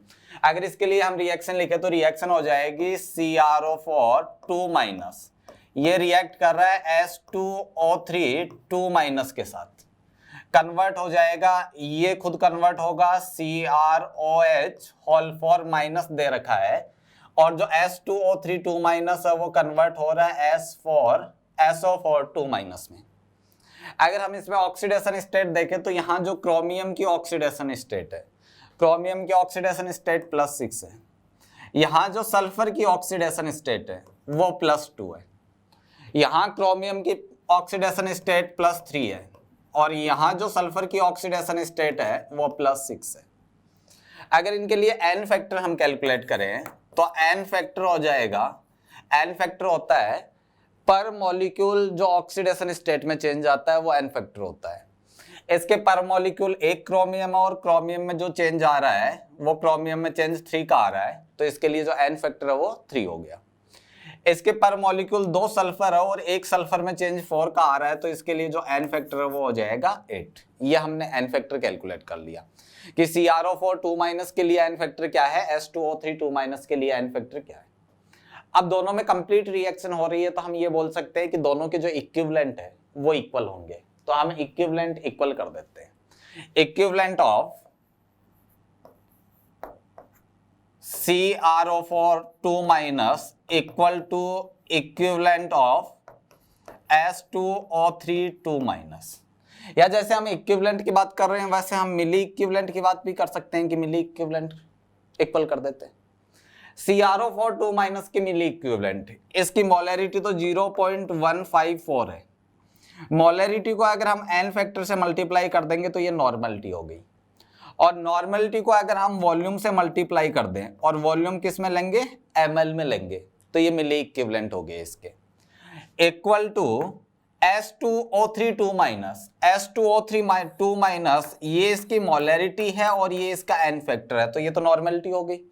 और इसको वॉल्यूम से मल्टीप्लाई कर देते हैं, ये वॉल्यूम ml में यूज करना है ना, 40 ml, तो यहां से वॉल्यूम आ गया और ये वॉल्यूम ml में आ जाएगा CrO4 2-। जब यहां से हम इसकी कैलकुलेशन करेंगे तो ये आ जाएगा 173.13 ml। इसका मतलब इसका करेक्ट आंसर अगर हमें नियरेस्ट इंटीजर बताना है तो वो 173 हो जाएगा, ये इसका करेक्ट आंसर है। Next problem number 3, for a given reaction AA plus BB gives CC plus DD, the plot of log K versus 1/T is given below। हमें ये प्लॉट दे रखा है log K और 1/T में, और इस प्लॉट की स्लोप दे रखी है। तो log K और 1/T में जो प्लॉट है उसकी स्लोप होती है, उससे हम एक्टिवेशन एनर्जी निकाल सकते हैं, ये निकाल सकते हैं। आगे हमें बोला गया है कि the temperature at which the rate constant of the reaction is ये जब रेट कांस्टेंट है तो उस टाइम पे जो टेम्परेचर होगा वो टेम्परेचर बताना है, मतलब किस टेम्परेचर पे इस रिएक्शन का जो रेट कांस्टेंट है वो 10⁻⁻⁴ होगा, और ये नियरेस्ट इंटीजर में बताना है हमें आंसर। हमें गिवन है कि the rate constant of the reaction is 10⁻⁵ second inverse at 500 kelvin की 500 केल्विन पे जो रेट कांस्टेंट है वो 10⁻⁵ है। अब हमें पता है आरएनएस इक्वेशन से आप ये बोल सकते हो K equal to A exponential minus EA/RT, ये टेम्परेचर, एक्टिवेशन एनर्जी और K में रिलेशन है। लॉग ले लेते हैं, पहले ln ले ले, तो ये हो जाएगा ln K equal to ln A, ये माइनस EA/RT, ln को लॉग में कन्वर्ट कर देते हैं, तो ये इधर 2.303 मल्टीप्लाई में आएगा, उसको फिर डिवाइड कर लेते हैं, भी ऐसे लिख लेते हैं 2.303 ये log K हो गया equal to 2.303 log A minus EA/RT। इसको हम ये लिख लेते हैं कि log K equal to log A minus EA divide by 2.303 R into 1/T। जो हमें प्लॉट दे रखा है वो log K और 1/T में दे रखा है, ये y एक्स पे है, ये x एक्स पे है, तो ये तो इसकी स्लोप हो गई प्लॉट की, और ये इसका इंटरसेक्ट हो गया। स्लोप हमें दे रखा है, हमारे हिसाब से स्लोप है EA डिवाइड बाई 2.303 R, और ये इक्वल टू माइनस इसके इक्वल दे रखा है, तो यहां से हम EA कैलकुलेट कर सकते हैं, और EA इक्वल टू आ जाएगा 2.303 इंटू इसको मैं 10⁴ R लिख देता हूं, ये एक्टिवेशन एनर्जी की वैल्यू आ गई हमारे पास।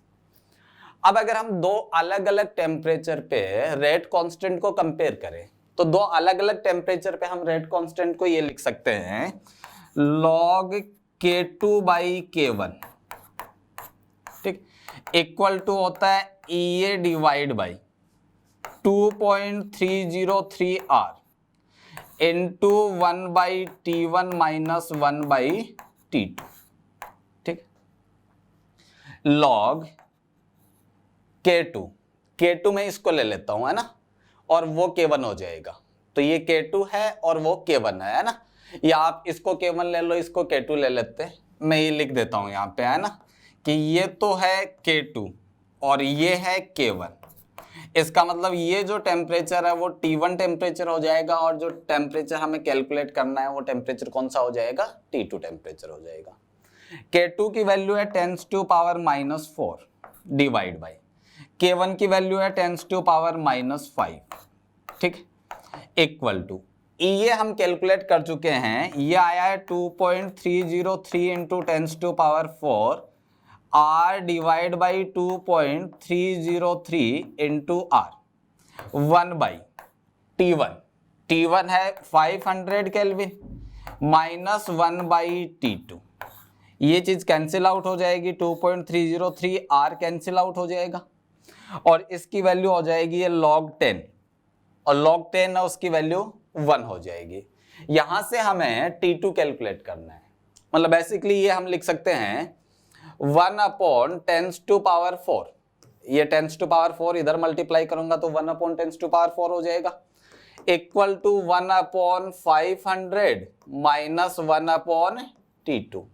यहां से जब आप T2 की वैल्यू कैलकुलेट करोगे तो ये T2 की वैल्यू आ जाएगी 526.316 केल्विन और इसको जब हम नियरेस्ट इंटीजर में कन्वर्ट करेंगे तो ये 526 इसका आंसर हो जाएगा, जो एनटीए ने आंसर दे रखा है 526। तो इस तरीके से आपको कैलकुलेशन करनी थी। जो स्लोप है उससे ईए कैलकुलेट करना था। फिर हमारे पास जो इक्वेशन होती है दो अलग अलग टेम्परेचर पे जो के को हम कंपेयर करते हैं, ये ईए की वैल्यू यहाँ पुट करके हमें T2 टेम्परेचर कैलकुलेट करना था, जहां पे जो रेट कांस्टेंट है उसकी वैल्यू K2 10⁻⁴ सेकंड इनवर्स दे रखी है। Next problem number 4. A car tire is filled with nitrogen gas at 35 psi at 27 degree Celsius, है ना। 27 डिग्री सेल्सियस पे 30 psi उसका प्रेशर दे रखा है।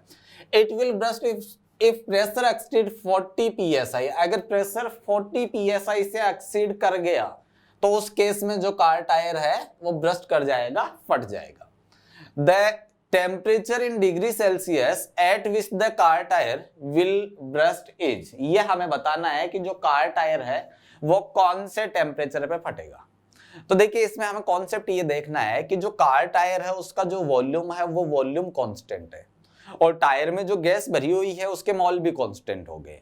हमें क्या करना है, उसका टेम्परेचर बढ़ाना है। अगर उसका टेम्परेचर बढ़ाएंगे तो टायर के अंदर का जो प्रेशर है वो प्रेशर इंक्रीज होगा और वो प्रेशर इंक्रीज होके जब 40 psi से ज्यादा हो जाएगा तो उस टाइम पे ये फट जाएगा। तो हम इसमें फिर ये वैल्यू ले लेते हैं कि ये बाउंड्री वैल्यू होगी, है ना, कि 40 psi पे हम उसका टेम्परेचर कैलकुलेट कर लेते हैं कि कौन से टेम्परेचर पे है जो टायर है उसका प्रेशर 40 psi होगा और जब उसका टेम्परेचर 40 psi से ज्यादा हो गया उस टाइम पे वो फट जाएगा। तो वो टेम्परेचर निकाल लेते हैं, है ना, जो बाउंड्री कंडीशन वाला टेम्परेचर है वो कैलकुलेट कर लेते हैं। अब इसमें देखिए गैस के जो मोल है वो कांस्टेंट है और गैस का जो वॉल्यूम है वो भी कांस्टेंट है। हम देखिए यहां से ये लिख सकते हैं कि PV इक्वल टू nRT, ये भी कांस्टेंट है और n भी कांस्टेंट है। तो यहां से हम लिख सकते हैं P/T इक्वल टू कांस्टेंट, ये कोई K डैश में कांस्टेंट ले लेता हूं, है ना, तो P/T इक्वल टू कांस्टेंट, है ना। ये गैलियस लॉ भी होता है गैस का। इसमें आप ये लिख सकते हो P1T1 equal to P2T2। P1 हमें दे रखा है 35, उस टाइम पे जो टेम्परेचर दे रखा है 27 डिग्री का मतलब हो गया 300 केल्विन, टेम्परेचर केल्विन में पुट करना है। प्रेशर कितना होना चाहिए 40 psi, उस टाइम पे क्या टेम्परेचर होगा ये टेम्परेचर हमें कैलकुलेट करना है। तो ये जो T2 यहां से हम कैलकुलेट करेंगे, T2 इक्वल टू आ गया 40 डिवाइड बाई 35 इंटू 300। जब इसको कैलकुलेट करते हैं तो ये आता है 69.875 और हमें जो आंसर है वो राउंड ऑफ करना है नियरेस्ट इंटीजर में। तो इसके जो नियरेस्ट इंटीजर आएगा वो कितना आ जाएगा 70। इसका आंसर है वो 70, आंसर एनटीए ने दे रखा है। Next problem number 5, 0.4 gram mixture of NaOH, Na2CO3 and some inert impurity was first titrated with N/10 HCl using phenolphthalein as an indicator. 17.5 ml of HCl was required at the end point. After this methyl orange was added and titrated, 1.5 ml of same HCl was required for the next end point. The weight percent of Na2CO3 in the mixture is. तो ये double indicator titration है। Double indicator titration में हमें ध्यान रखना होता है कि फिनोल्फथलीन के केस में कौन कौन से सब्सटेंस है वो HCl के साथ रिएक्ट करते हैं और मिथाइल ऑरेंज के केस में कौन कौन से सब्सटेंस है जो HCl के साथ रिएक्ट करते हैं। अगर मैं फिनोल्फथलीन की बात करूं तो देखिए HPH लिख देता हूं इसको, है ना। HPH के केस में जो NaOH है वो HCl के साथ कंप्लीटली रिएक्ट करता है और ये NaCl प्लस H2O बनवाता है, ठीक। जो Na2CO3 है ये एक स्टेप रिएक्ट करेगा और रिएक्ट करके इसमें कन्वर्ट होगा NaHCO3 प्लस NaCl, है ना। ये एक स्टेप रिएक्ट करके इसमें कन्वर्ट होगा। जैसे ये एक स्टेप रिएक्ट करेगा इसका एंड पॉइंट आ जाएगा, है ना। फिनोल्फथलीन अपना कलर चेंज कर देगा, ये टाइट्रेशन का एंड पॉइंट आ गया है। फिर हम क्या करेंगे, इसमें मिथाइल ऑरेंज ऐड कर देंगे। तो मिथाइल ऑरेंज ऐड कर देंगे, मिथाइल ऑरेंज के केस में फिर से टाइट्रेशन करवाएंगे।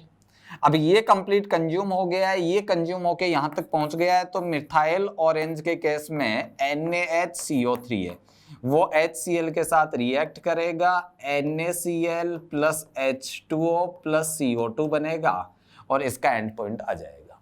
तो ये हमने रिएक्शन देख ली कि मिथाइल ऑरेंज और फिनोल्फथलीन दोनों के केस में कौन किसके साथ रिएक्ट करता है ना।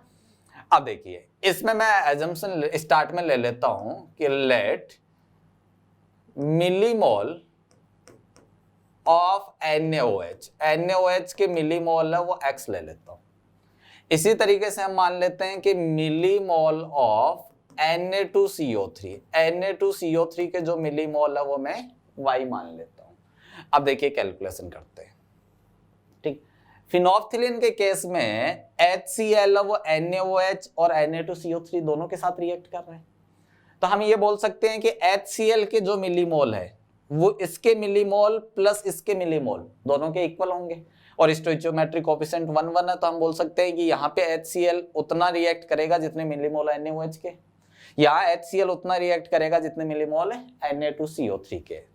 तो हम ये लिख सकते हैं millimole of HCl, millimole of HCl हमें दे रखा है, इसकी नॉर्मेलिटी दे रखी है HCl की n/10, ये इसकी मोलैरिटी हो जाएगी, n फैक्टर 1 है तो इसकी मोलैरिटी 1/10 हो गई और वॉल्यूम है वो हमें ml में लेना है। ये आ रहा है 17.5 इक्वल टू NaOH के जो मिलीमोल है वो हमने X लिए है और Na2CO3 के मिलीमोल हमने Y लिए। तो यहां से हमारे पास एक इक्वेशन बन गई कि X plus Y equal to 1.75। दूसरा यहां से बात करते हैं। फिर मिथाइल ऑरेंज के केस में HCl वो NaHCO3 के साथ रिएक्ट करेगा, जितने मिलीमोल NaHCO3 के उतने ही मिलीमोल किसके रिएक्ट करेंगे, HCl के। NaHCO3 के जो मिलीमोल है वो मिलीमोल Y होंगे, वो यहां से आए हैं और इसके मिलीमोल उतने ही होंगे जितना Na2CO3 के मिलीमोल है। ये इक्वल टू हो जाएगा, ये 1/10 तो HCl की मोलैरिटी है और वॉल्यूम यूज हो रहा है वो 1.5 ml, तो ये 0.15 हो गया। यहां से Y की वैल्यू आ गई।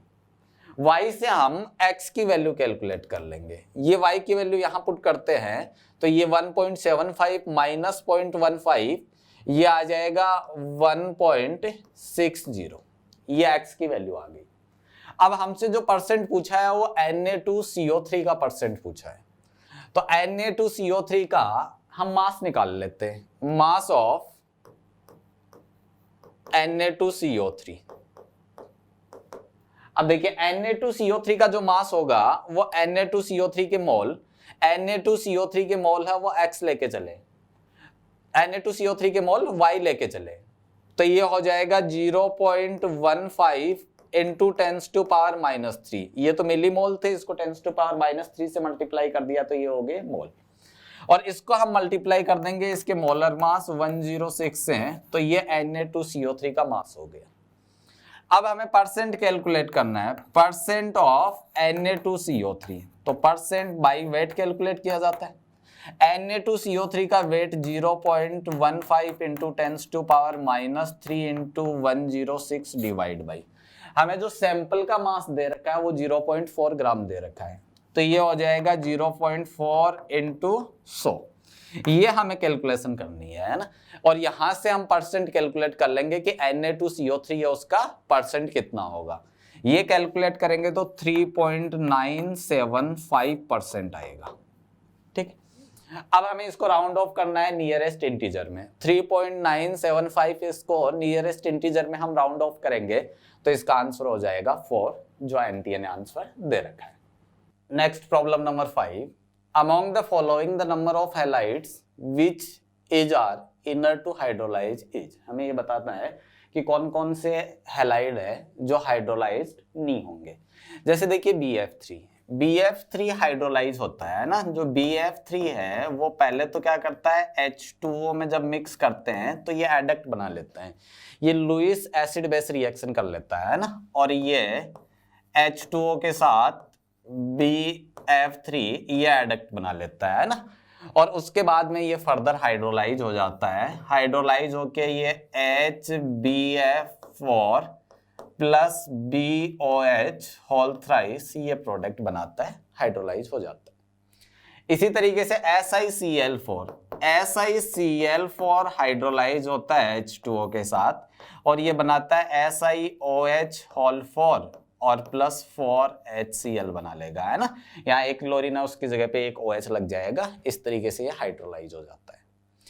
PCl5 है, इसको अगर हम H2O के साथ हाइड्रोलाइज करवाएं अगर नॉर्मल कंडीशन में, तो इसका कंप्लीट हाइड्रोलिसिस नहीं होता है। ये पहले कन्वर्ट होता है POCl3 प्लस HCl बनाता है। और अगर मान लो ये H2O है, ये अगर हम हॉट कंडीशन ले ले, हॉट H2O ले ले, तो उस केस में ये कंप्लीट हाइड्रोलाइज हो जाता है, और कंप्लीट हाइड्रोलाइज होके H3PO4 बना लेता है ना, H3PO4 प्लस HCl बना लेता है। ये कंप्लीट हाइड्रोलिसिस में होता है। जो SF6 है ये हाइड्रोलाइज नहीं होता है due to steric crowding. NCERT में लिख रखा है कि SF6 है उसमें स्टेरिक क्राउडिंग बहुत ज्यादा हो जाती है ना, सल्फर के चारों तरफ जो फॉस्फोरस है उसकी स्टेरिक क्राउडिंग बहुत ज्यादा हो जाती है। उस वजह से जो H2O मॉलिक्यूल है वो सल्फर के ऑर्बिटल पे अटैक नहीं कर पाता है ना। H2 है उसके पास जगह नहीं होती है सल्फर के ऑर्बिटल पे जाके अटैक करने के लिए, जो वैकेंट डी ऑर्बिटल है। तो ये स्टेरिक क्राउडिंग की वजह से ये इनर्ट होता है, इसका हाइड्रोलिसिस नहीं होता है। तो इसमें सिर्फ एक ऐसा हैलाइड है जो हाइड्रोलाइज नहीं होता है, हाइड्रोलिसिस के लिए इनर्ट होता है। इसका आंसर कितना हो जाएगा, 1 आंसर हो जाएगा। नेक्स्ट प्रॉब्लम है 1 molar aqueous solution of an electrolyte A2B3 is 60% ionized. The boiling point of the solution at 1 atm is 1 atm पे हमें इस सॉल्यूशन का बॉइलिंग पॉइंट बताना है। तो देखिए कोई भी इलेक्ट्रोलाइट अगर किसी नॉन वोलेटाइल सॉल्यूट को हम किसी सॉल्वेंट में डिसॉल्व करते हैं तो जो सॉल्यूशन है उसका बॉइलिंग पॉइंट में एलिवेशन हो जाता है ना। तो यहाँ पे जब वैसे मान लो सिर्फ एक्वस होता, सिर्फ पानी होता, तो उसका बॉइलिंग पॉइंट हम बोलते हैं कि 373 केल्विन होगा। पर यहाँ पे जो एलिवेशन हुआ है बॉइलिंग पॉइंट में, वो एलिवेशन हमें कैलकुलेट करना है। अब जो एलिवेशन होता है उसको डेल टीबी से डिनोट करते हैं, डेल टीबी, और ये इक्वल टू होता है केबी इंटू एम।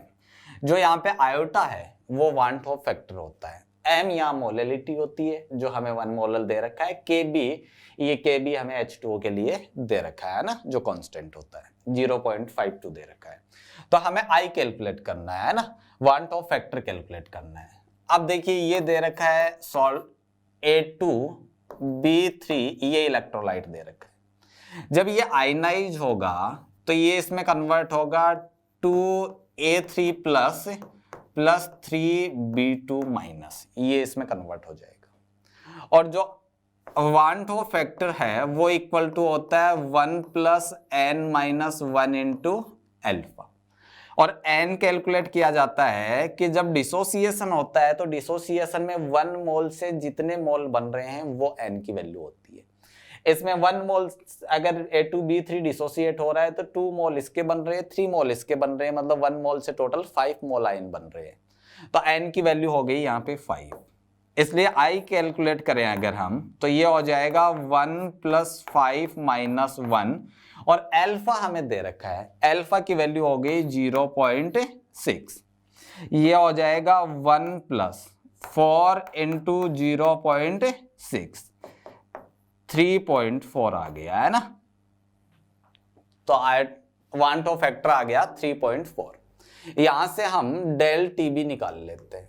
डेल टीबी हो जाएगा 3.4 इंटू जो केबी है वो हमें दे रखा है 0.52 इंटू जो एम है उसकी वैल्यू हमें दे रखी है 1।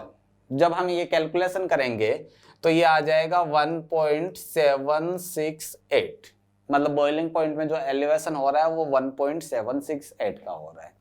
हम अगर बॉइलिंग पॉइंट कैलकुलेट करें तो नॉर्मल बॉइलिंग पॉइंट होता है 373, उसमें ये एलिवेशन जोड़ देंगे तो ये हो जाएगा 374.768। और इसको अगर हम नियरेस्ट इंटीजर में कन्वर्ट करें तो ये हम नियरेस्ट इंटीजर लिख देंगे 375 केल्विन। ये आंसर हमसे पूछा है, आंसर हो जाएगा 375 केल्विन। नेक्स्ट प्रॉब्लम नंबर 8 है, consider the following chemical reaction CH triple bond CH। पहले रिएक्शन करवा रहे हैं red hot iron tube 873 kelvin पे, फिर सेकंड रिएक्शन करवा रहे हैं COHCl और AlCl3। इससे जो प्रोडक्ट बना है उस प्रोडक्ट में हमें बताना है the number of sp2 hybridised carbon atom present in the product is.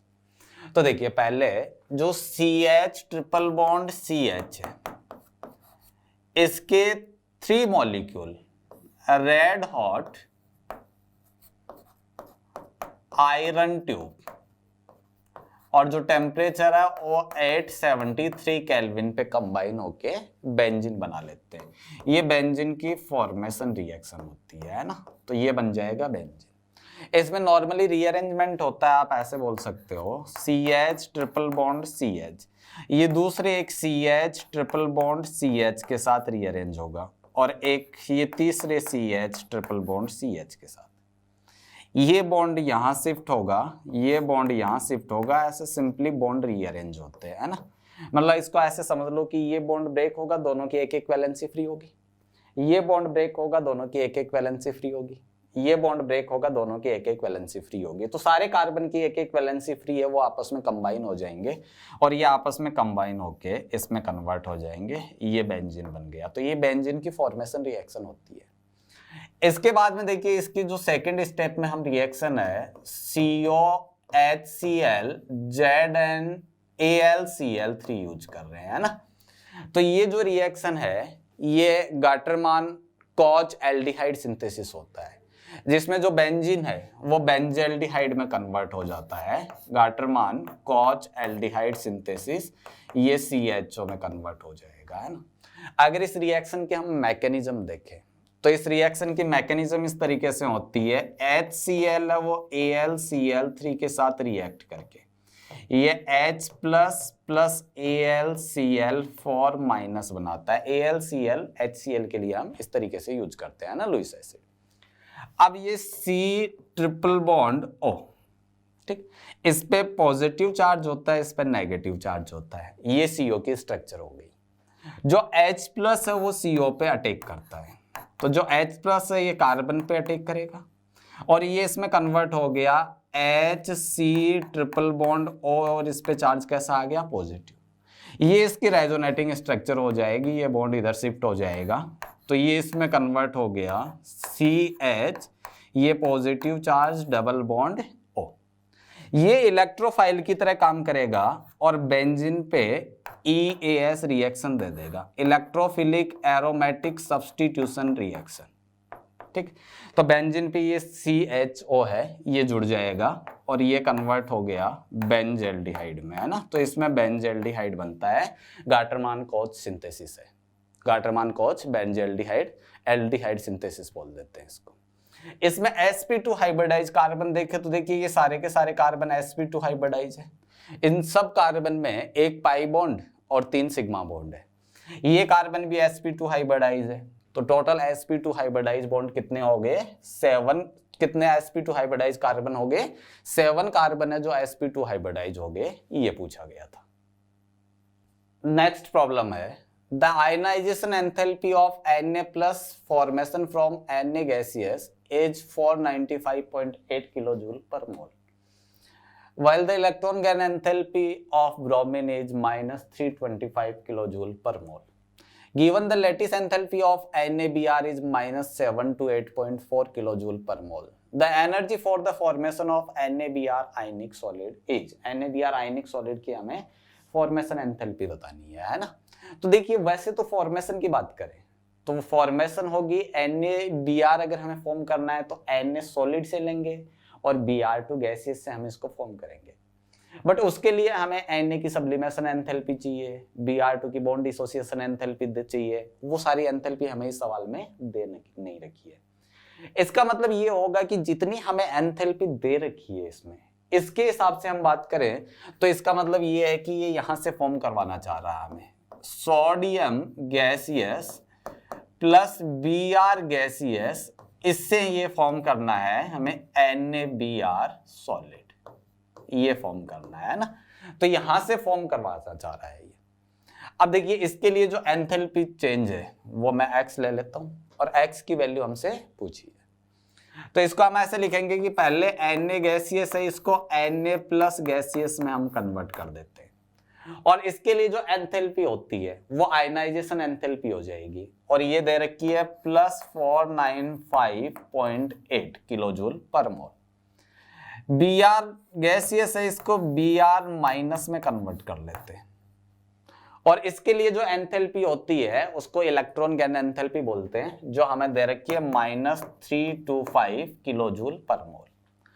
अब इन दोनों से मिला के हम इसको इसमें कन्वर्ट कर देते हैं। जब दो गैसियस आयन कैटायन और एनायन मिलके आयनिक सॉलिड बनाते हैं, इसमें जो एंथैल्पी रिलीज, इसमें जो एनर्जी रिलीज होती है, जो एंथैल्पी चेंज है, उसको लैटिस एंथैल्पी बोलते हैं और लैटिस एंथैल्पी हमें दे रखी है -728.4। तो हम हेस लॉ के अकॉर्डिंग ये लिख सकते हैं कि x इक्वल टू, ये हम इधर से जाएंगे तो ये लिखेंगे 495.8 -325 -728.4 और ये जब हम कैलकुलेट करेंगे तो ये आएगा 557.6 और ये साइन कैसा होगा, माइनस का, है ना। और इसकी वैल्यू होगी किलोजूल में, है ना, किलोजूल पर मोल इसकी यूनिट होगी, क्योंकि इनकी यूनिट सबकी किलोजूल पर मोल। हमें आंसर बताना है किलोजूल पर मोल को 10 से मल्टीप्लाई, है ना, 10 टू पावर -1 की फॉर्म में। तो हम इसको ये लिख सकते हैं -5576 into 10 to power -1 kilojoule per मोल और हमारा आंसर हो जाएगा 5576। ये पूछना चाह रहा है। तो इसमें थोड़ा सा हमें ये ध्यान देना था कि एक्चुअली हमें जो फॉर्मेशन करनी है वो Na सॉलिड और Br2 लिक्विड से नहीं करनी है ना, इनको इनकी स्टैंडर्ड स्टेट से नहीं करनी है। वो सारी एंथैल्पी तो दे ही नहीं रखी है, नहीं तो हमें इसके सब्लिमेशन की एंथैल्पी चाहिए, इसके सब्लिमेशन की एंथैल्पी चाहिए, Br सॉलिड, Br जो लिक्विड है उसके वेपराइजेशन की एंथैल्पी चाहिए और फिर Br2 के लिए बॉन्ड डिसोसिएशन की एंथैल्पी भी चाहिए। तो इसको आपको इस तरीके से सोचना था। Next problem number 10, using the provided information in the following paper chromatography. तो ये क्रोमेटोग्राफी से सवाल आ गया है ना। आजकल क्रोमेटोग्राफी से अगर हम इन पेपरों में बात करें तो लगभग क्रोमेटोग्राफी से सवाल पूछे जा रहे हैं ना, और आसान से सवाल होते हैं। इसमें हमसे RF वैल्यू पूछी है ना, ए के लिए RF वैल्यू पूछी है। जो RF वैल्यू होती है, RF वैल्यू इक्वल टू होता है distance travelled by substance from base line. Base line से जो सब्सटेंस है उसने कितनी डिस्टेंस ट्रेवल की है, divide by distance travelled by solvent from base line. ये आसान सा सवाल है ना, ये फॉर्मूला ध्यान रखना है हमें, है ना, कि RF वैल्यू होती है distance travelled by substance from base line divide by distance travelled by solvent from base line.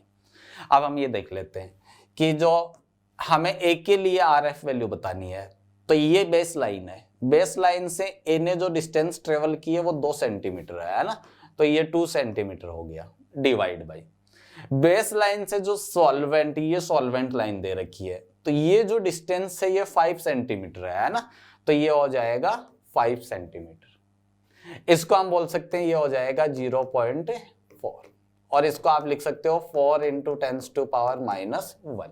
ये वैल्यू आपसे पूछी है। तो इसका आंसर कितना हो जाएगा, 4 आ जाएगा। क्रोमेटोग्राफी से ऐसे आसान से सवाल पूछे जाते हैं। आरएफ पे बहुत सारे सवाल पूछे जा रहे हैं, तो ये इंपॉर्टेंट सवाल है, इसका ध्यान रखें।